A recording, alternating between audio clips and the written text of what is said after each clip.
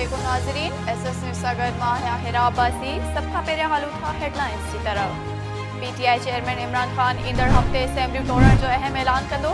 ज़रियनि जो चवणु आहे त इमरान खान ईंदड़ हफ़्ते पीटीआई जे समूरनि असेंबली मेंबरनि खे वीडियो लिंक ते ख़िताब कंदो, जंहिं लाइ केपीके पंजाब जी पार्लियामानी पार्टीअ जो इजलास बि सॾायो वेंदो। ज़रियनि मूजिबि केपीके जी पार्लियामानी पार्टी जो इजलास जुमे ते थींदो ऐं छंछर ते पंजाब जी पार्लियामानी पार्टीअ जो इजलास थींदो, जंहिं में इमरान खान ॿिन्ही सूबाई पार्लियामानी पार्टियुनि खे असेंबलियूं तोड़ण लाइ एतमाद में वठंदो।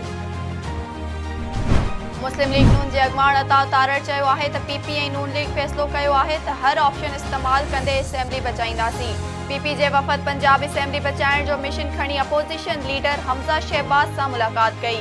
इजलास खां पोइ मीडिया सां ॻाल्हाईंदे अता तारड़ चयो त समूरियूं तयारियूं मुकमल आहिनि। पीपी ऐं नून लीग फ़ैसिलो कयो आहे त हर ऑप्शन इस्तेमालु कयो वेंदो।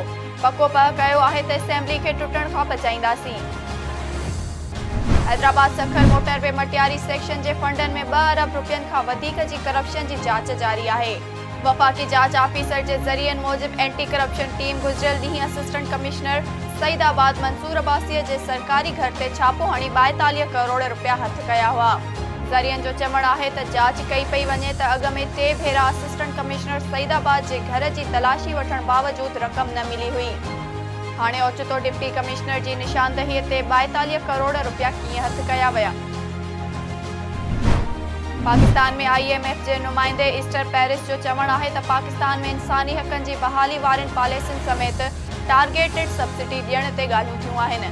पाकिस्तान ऐं IMF विच में ॻाल्हियुनि बाबति IMF जे नुमाइंदे ईस्टर पेरिस चयो त पाकिस्तान सां नए जाइज़े तहत ऑनलाइन ॻाल्हियूं जारी आहिनि।